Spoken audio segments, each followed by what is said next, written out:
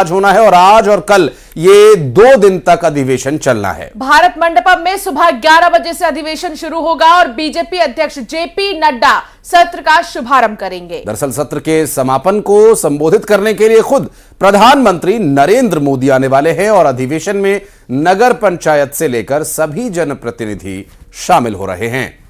MP से 1226 कार्यकर्ता शामिल हो रहे हैं। छत्तीसगढ़ के सीएम समेत 54 विधायक दिल्ली में मौजूद रहेंगे और राजनीतिक प्रस्ताव अधिवेशन में भी रखा जाएगा और साथ ही साथ राम मंदिर का प्रस्ताव भी अधिवेशन में रखा जाएगा। 400 पार के लक्ष्य को पूरा करने के लिए भी रणनीति बनेगी। संगठन को बूथ स्तर पर और मजबूत करने का काम किया जाएगा। तो बीजेपी का यह राष्ट्रीय अधिवेशन, जिसका शुभारंभ भारतीय जनता पार्टी के राष्ट्रीय अध्यक्ष जेपी नड्डा करेंगे। कई नेता आप इस अधिवेशन में देखेंगे, बीजेपी के कई विधायक आप देखेंगे। इसके अलावा बात करें अगर छत्तीसगढ़ की, तो छत्तीसगढ़ के मुख्यमंत्री के साथ साथ 50 से भी ज्यादा ऐसे नेता हैं जो मौजूद रहेंगे। आज और कल बीजेपी का ये अधिवेशन चलेगा। 2 दिन का यह अधिवेशन है।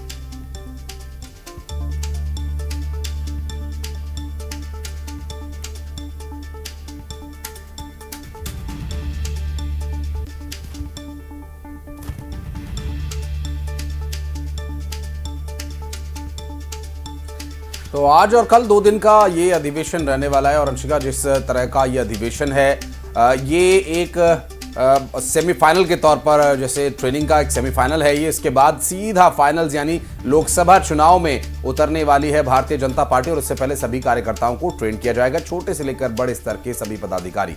विनीत संवाददाता साथ जुड़ गए हैं। विनीत, इस अधिवेशन के बारे में क्या जानकारी मिल रही है? क्या तैयारियां पूरी हो चुकी हैं? आज 11 बजे से इसकी शुरुआत।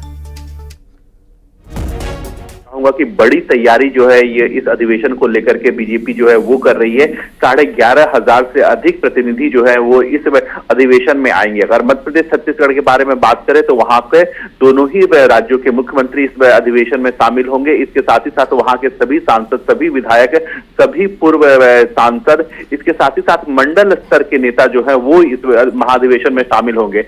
एक बड़ी बात यहाँ पर मैं आपको बताना चाहूंगा कि जिस तरह से 2024 का चुनाव है उसके पहले यह बैठक हो रही है और इस बैठक में प्रधानमंत्री नरेंद्र मोदी का समापन भाषण होगा। इससे पहले अगर आज के बारे में बात करें तो यहाँ पर सबसे पहले पार्टी पदाधिकारियों की बैठक होगी, केंद्रीय पदाधिकारियों की बैठक होगी और यह माना जा रहा है कि इसमें प्रधानमंत्री नरेंद्र मोदी भी शामिल होंगे। इसके साथ ही साथ मैं आपको बताना चाहूंगा कि 3 बजे के लगभग झंडा फहराया जाएगा बीजेपी के राष्ट्रीय अध्यक्ष जेपी नड्डा के द्वारा और इसी के साथ ही साथ महाधिवेशन की जो शुरुआत है वो हो जाएगी। इसके बाद अध्यक्षीय भाषण होगा बीजेपी राष्ट्रीय अध्यक्ष जेपी नड्डा का, वो अपनी बात रखेंगे।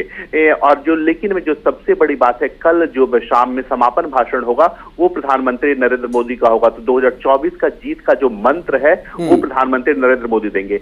एक और बड़ी बात यहाँ पर मैं आपको बताना चाहूंगा कि इस अधिवेशन में 2 प्रस्ताव पास होंगे। माना जा रहा है कि राजनीतिक प्रस्ताव पास होगा जिससे आखिरकार इस रणनीति के तहत 2024 का जो रण है वो फतह किया जाए। इसके साथ ही साथ मोदी सरकार की उपलब्धियों को लेकर के सामाजिक, सांस्कृतिक और आर्थिक प्रस्ताव जो है वो एक में पास हो सकता है, जिसमें सबसे महत्वपूर्ण यह माना जाता है कि जो मोदी सरकार के 10 साल की उपलब्धि थी उसकी चर्चा होगी। साथ ही साथ मोदी सरकार के दौरान जो सांस्कृतिक बदलाव आए, जिसमें सबसे महत्वपूर्ण राम मंदिर का निर्माण, राम मंदिर का प्राण प्रतिष्ठा कार्यक्रम है, उसको लेकर के भी प्रस्ताव जो है वो पास किया जाएगा। निश्चित रूप से एक बड़ा अधिवेशन रहेगा विनीत। अलग अलग सेशंस इसके होने वाले हैं। जो चुनाव की रणनीति बनाई जाएगी, किसकी क्या जिम्मेदारी तय हो सकती है? क्या इसके बारे में भी कोई डिटेल दी गई है या फिर ये अधिवेशन के बाद ही स्पष्ट हो पाएगा?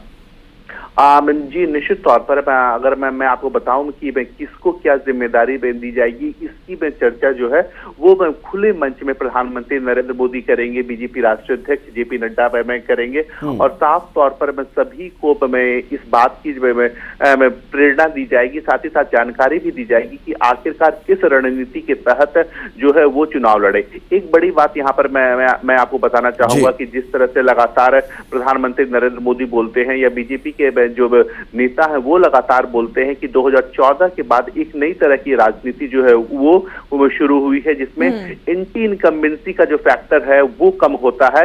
प्रो इनकम्बेंसी की फैक्टर जो है वो अधिक होता है। जैसा कि हमने देखा कि 2014 से अधिक सीटें जो है बीजेपी ने 2019 में जीती थी, और अब जो बीजेपी ने लक्ष्य रखा है उसमें 400 का लक्ष्य रखा है, जिसमें 370 जो है वो बीजेपी अपने लिए और एनडीए में के साथ मिलकर 400 का जो लक्ष्य रखा है उसको बिल्कुल, लक्ष्य काफी बड़ा है और उसको साधने के लिए एकजुटता की बहुत ज्यादा जरूरत है। और इस अधिवेशन के जरिए बीजेपी अपने एकजुटता का संदेश भी, एक मैसेज भी दे सकती है। बहुत शुक्रिया विनीत जानकारी साझा करने के लिए। तो अधिवेशन में बीजेपी का एजेंडा क्या है ये भी आपको बता रहे हैं, कितने दिन तक चलेगा, और आज 11 बजे से इसकी शुरुआत हो जाएगी। खबरों में आगे बढ़ेंगे और बात करेंगे छत्तीसगढ़ की, जहां तबादलों का दौर जारी है। दरअसल 9 संयुक्त कलेक्टर्स का ट्रांसफर किया गया और सामान्य प्रशासन विभाग ने इसके लिए आदेश जारी किए हैं। मनीष मिश्रा, उमाशंकर बंदे रायपुर के संयुक्त कलेक्टर होंगे। आभा तिवारी को राज्य सूचना आयोग के अपर सचिव का जिम्मा दिया गया है। उसके अलावा पूजा बंसल संयुक्त कलेक्टर बलौद की जिम्मेदारी संभालेंगी। और ये जो बदलाव किए गए हैं लगातार जारी हैं। नई सरकार के आने के बाद से प्रशासनिक स्तर पर फेरबदल और जिम्मेदारियों का तय होना यहाँ स्वाभाविक है। और ऐसे में ये इस वक्त की बड़ी खबर हम आपको बता रहे हैं, छत्तीसगढ़ में भी तबादलों का दौर जारी है। ट्रांसफर एंड पोस्टिंग, 9 संयुक्त कलेक्टर्स का ट्रांसफर किया गया है। रायपुर से बड़ी खबर, सामान्य प्रशासन विभाग ने ये आदेश जारी किए हैं।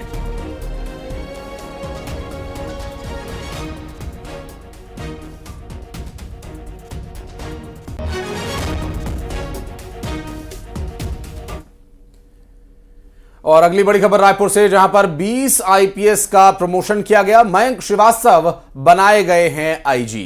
आरएन दास और बीएस ध्रुव आईजी बनाए गए हैं। गृह विभाग ने आदेश जारी कर दिए हैं। कई अधिकारियों के प्रमोशन, तो कई को नई जिम्मेदारी दी गई है। और ऐसे में रायपुर की अगर हम बात करें, छत्तीसगढ़ की अगर बात करें, तो 20 आईपीएस का प्रमोशन हुआ है।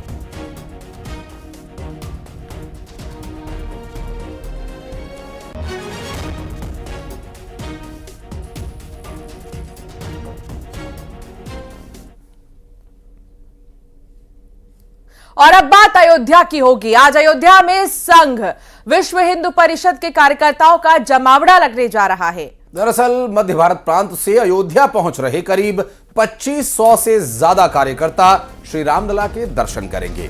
कल भोपाल से रवाना हुई ट्रेन सुबह 10:15 पर अयोध्या पहुंच जाएगी। और राम भक्तों में बहुत ज्यादा उत्साह है, उमंग है, खुशी है कि आज वो अपने आराध्य के दर्शन करेंगे। 10:15 पर अयोध्या ये ट्रेन पहुंचेगी। ये स्पेशल ट्रेन है जिसमें राम भक्त सवार हैं। और फिर ये रवाना हो चुकी थी भोपाल से, इसे हरी झंडी दिखा दी गई थी, जिसके बाद अब वो अयोध्या पहुंचने वाली है।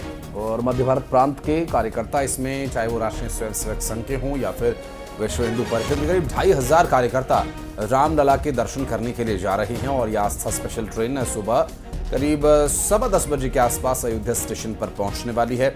और यहाँ जो तस्वीरें आप देख रहे हैं, ये दरअसल उस वक्त की है जब वहाँ ट्रेन मध्य भारत से रवाना की गई थी।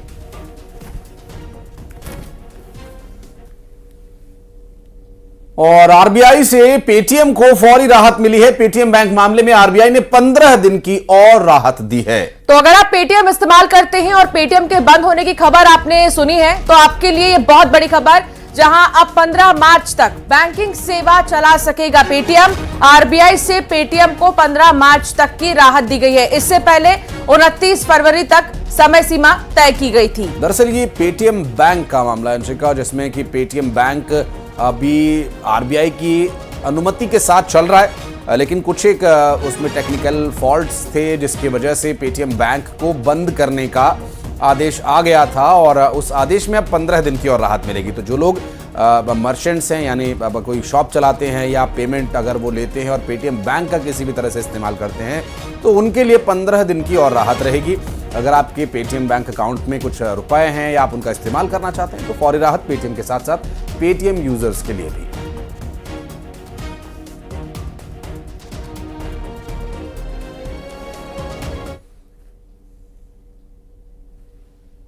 और अब बात मुरैना की, जहां पुरानी रंजिश में महिला को जिंदा जला दिया गया। 70% से ज्यादा महिला जली और गंभीर हालत में इसे जिला अस्पताल में भर्ती कराया गया। अंबाह थाना इलाके के चांद का पुरा गांव की ये पूरी वारदात बताई जा रही है। गौतम, राकेश और मदना पर जलाने के आरोप हैं। मामले की जांच में अंबाह थाना पुलिस अब जुट गई है।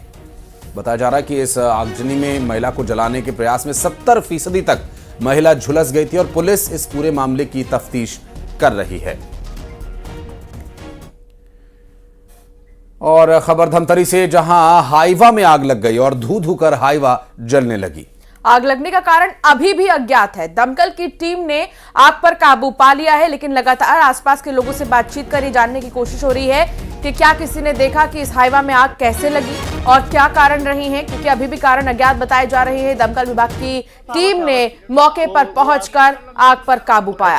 धमतरी से सामने आई तस्वीरें, और अमूमन इस तरह के विकास कार्य में लगी गाड़ियों को नक्सलियों के द्वारा आग के हवाले किया जाता है। हालांकि यहाँ पर इस तरह की अभी कोई बात सामने नहीं आई है कि ये आग किसने लगाई है। हालांकि आग पर काबू पा लिया गया है और जांच की जा रही है कि आखिर आग लगी तो लगी कैसे। अच्छा,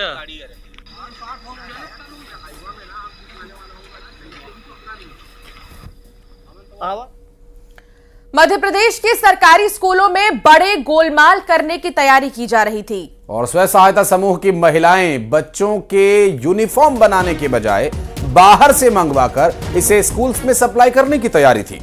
और इस बात की भनक लगते ही जिला पंचायत की टीम ने बड़ी कार्रवाई करते हुए यूनिफॉर्म को जब्त कर लिया है। दरअसल सरकारी स्कूलों में स्व सहायता समूह की महिलाएं यूनिफॉर्म बनाकर सप्लाई करती थी, लेकिन इस बार ये जो पूरा घटनाक्रम है इसका खुलासा हुआ और यूनिफॉर्म्स भी जब्त की गई।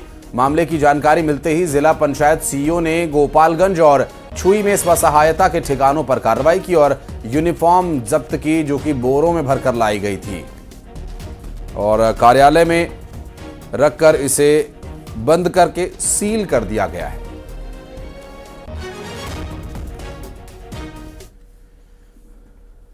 बढ़ते आगे, बालाघाट से अगली खबर। बालाघाट में वैनगंगा नदी पुल के नीचे एक शख्स और एक युवती ने कीटनाशक का सेवन कर लिया और हालत बिगड़ने पर दोनों को लिफ्ट कर जिला अस्पताल पहुंचाया गया।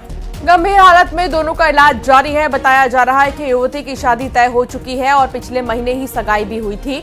सगाई के बाद युवती ने मंगेतर को सारी बात बताई तो उसने दोनों को वैनगंगा पुल के नीचे मुलाकात के लिए बुलाया। यहाँ पर वाद विवाद के दौरान युवती और उसके प्रेमी ने कीटनाशक पी ली और हालात बिगड़ने पर दोनों को जिला अस्पताल पहुंचाया गया, एडमिट किया गया। इलाज दोनों का भी यहाँ पर जारी है। बालाघाट से ये पूरा घटनाक्रम सामने आया। प्रेम प्रसंग में ये कीटनाशक पी लेने का मामला बताया जा रहा है और दोनों को लिफ्ट लेकर जिला अस्पताल पहुंचाया गया था। और आपको बता दें कि युवती की शादी भी तय हो चुकी थी और पुराने प्रेमी और नए मंगेतर के साथ कुछ वाद विवाद यहाँ पर हुआ, जिसके बाद ये सब कुछ हुआ। उनके बीच में कहासुनी होने के बाद में दोनों ने पॉइजन खा लिए थे, जो जिला अस्पताल बालाघाट में आकर के भर्ती हुए थे, जिनके कथन लीक किए गए। कथनों के आधार पर उन्होंने बताया कि प्रेम प्रसंग के चलते हुए हमने दोनों ने पॉइजन खा लिए हैं, यह उन्होंने बताई। तो अभी क्या भर्ती है या छुट्टी हुई? अभी तो भर्ती है, दोनों भर्ती हैं और अस्पताल जांच कार्रवाई करके थाना कोतवाली भेज दी जाएगी। अग्रिम कार्रवाई थाना कोतवाली से होगी। राजनांदगांव की बात करेंगे, जहां मंदिर में अश्लील वीडियो चला है। मंदिर के टीवी में अश्लील वीडियो प्ले हो गया। दरअसल श्रद्धालुओं ने इस बात को लेकर नाराजगी जताई और मोबाइल में अश्लील वीडियो कैद किया। श्रद्धालुओं ने थाने में इसकी शिकायत दर्ज कराई है। डोंगरगढ़ के बमलेश्वरी मंदिर का ये पूरा मामला है। मंदिर में लगे हुए एलईडी में अश्लील वीडियो प्ले हुआ, कैसे हुआ, किसके फोन से हुआ और कौन इसका जिम्मेदार है, ये सब फिलहाल पुलिस जांच कर रही है। मंदिर में ये वीडियो चलाया गया था, अब ये गलती से चल गया या किसी ने इरादतन इसे मंदिर में प्ले किया। राजनांदगांव से पूरा घटनाक्रम सामने आया। पुलिस अब इस पूरे मामले में इन्वेस्टिगेट कर रही है। तो राजनांदगांव में बमलेश्वरी मंदिर स्थित है और यहाँ पर श्रद्धालु काफी दूर दूर से आते हैं। बहुत प्राचीन मंदिर, इसकी मान्यता भी काफी ज्यादा है और इस मंदिर के एलईडी पर अश्लील वीडियो जब चला तो श्रद्धालुओं में गुस्सा जाग उठा और वो जाकर कंप्लेन करने लगे पुलिस से।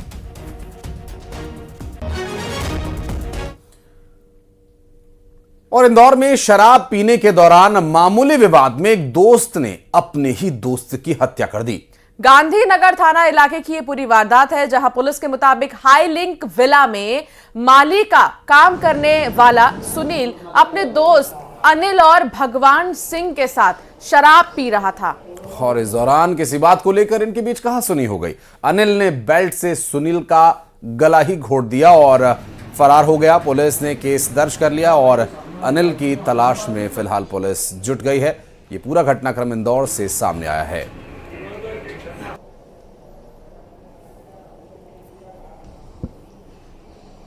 कल 15 तारीख को ही रात को 8 बजे से ये 3 लोग जो थे, जिसमें जो मृतक है सुनील और आरोपी अनिल और साथ में एक भगवान सिंह, ये तीनों मिलकर शराब पी रहे थे और शराब के बाद इन लोगों में विवाद हुआ। विवाद के चलते अनिल ने गाली गलौज करना शुरू किया और उसने सुनील के साथ में गाली गलौज भी किया और मारपीट भी की। सरगुजा के रघुनाथपुर चौकी में बकरा चोरी का एक अनोखा मामला सामने आया।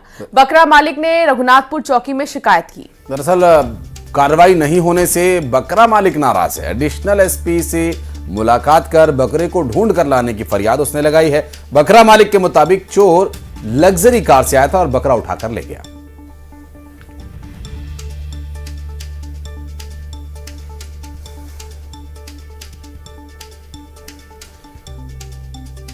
लग्जरी कार से बकरा चोरी का यह पूरा घटनाक्रम, जिसका सीसीटीवी वीडियो भी सामने आया। आपको बता दें कि बकरे को चोरी किए जाने का जो ये मामला है, अब ये पुलिस तक जा पहुंचा है और पुलिस अब इस पूरे मामले में इन्वेस्टिगेट कर रही है। हालांकि आरोप यह है कि पुलिस ठीक तरीके से कार्रवाई नहीं कर रही। बहरहाल देखना होगा कि आगे क्या इस पर स्थिति बनती है।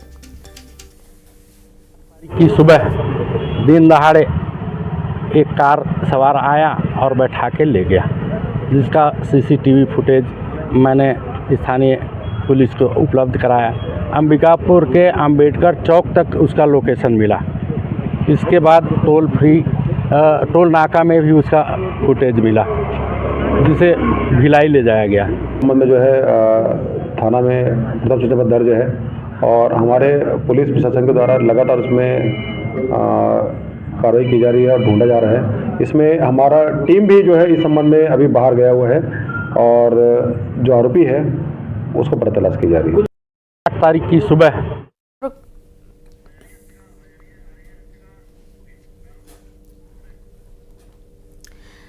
इंदौर में एनसीबी ने बड़ी कार्रवाई की है और 1 करोड़ का गांजा जब्त किया है।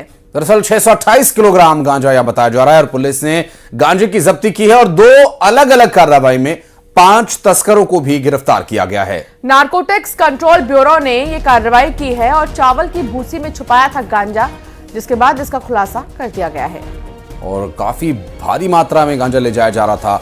अलग अलग मामलों में कार्रवाई करते हुए 5 तस्करों को भी गिरफ्तार किया गया है। चावल की भूसी में छिपाकर यहां लगभग 625 किलो से ज्यादा गांजा ले जाया जा रहा था और जिसकी अनुमानित कीमत लगभग 1 करोड़ रुपए बताई जा रही है। 628 किलोग्राम गांजा पुलिस ने जब्त किया है। इंदौर से ये पूरा घटनाक्रम सामने आया, जिसमें एक मामला और एक और मामले में कुल मिलाकर 5 तस्करों को भी गिरफ्तार किया गया। नारकोटिक्स कंट्रोल ब्यूरो को बड़ी कामयाबी।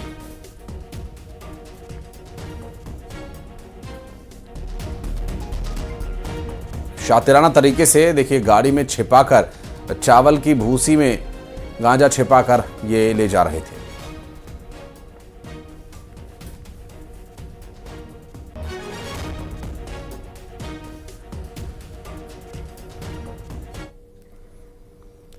और भोपाल में महिला का हाई वोल्टेज ड्रामा देखने को मिला जब वो टावर पर चढ़ गई। फायर ब्रिगेड की टीम ने उसे नीचे उतारा। किसी बात को लेकर वो काफी नाराज थी और वो अपनी मांग लेकर चढ़ गई टावर पर ही। और यहां पर हाई वोल्टेज ड्रामा उसका देखने को मिला, जहां काफी कहने के बाद भी वो नीचे तुरंत नहीं आ रही थी, लेकिन उसे बहुत समझाया गया, जिसके बाद जाकर फायर ब्रिगेड की टीम ने उसे नीचे उतारा।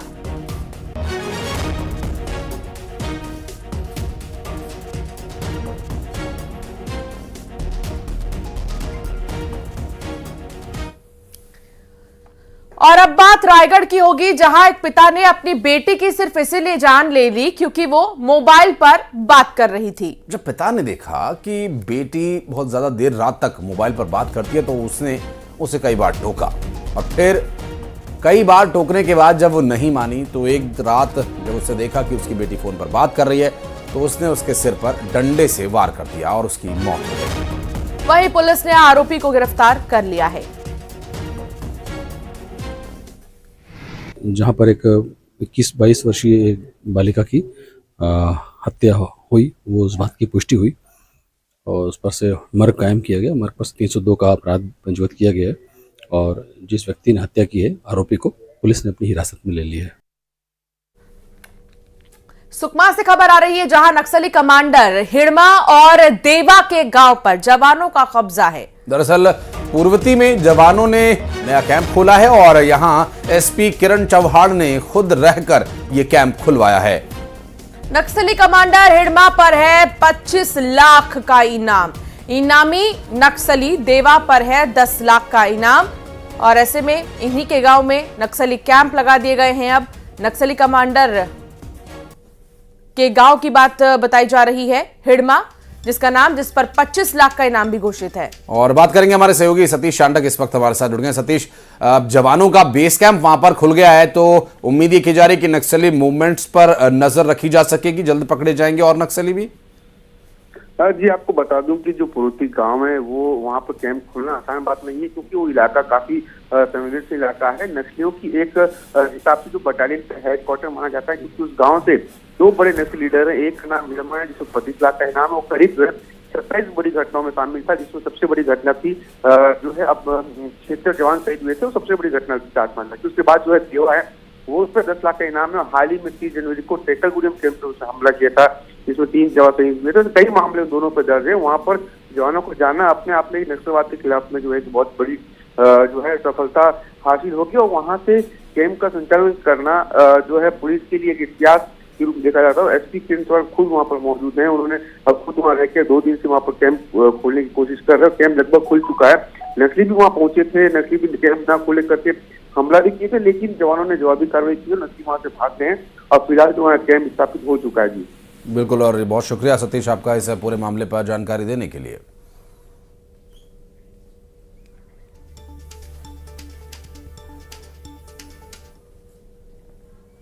और चलिए एक नजर टॉप 20 खबरों पर। दिल्ली से एक बड़ी खबर, बीजेपी के राष्ट्रीय अधिवेशन की जानकारी। बीजेपी के अध्यक्ष जेपी नड्डा के भाषण से होगी शुरुआत। कल पीएम मोदी का होगा संबोधन। मध्य प्रदेश और छत्तीसगढ़ के दिग्गज नेता भी रहेंगे मौजूद।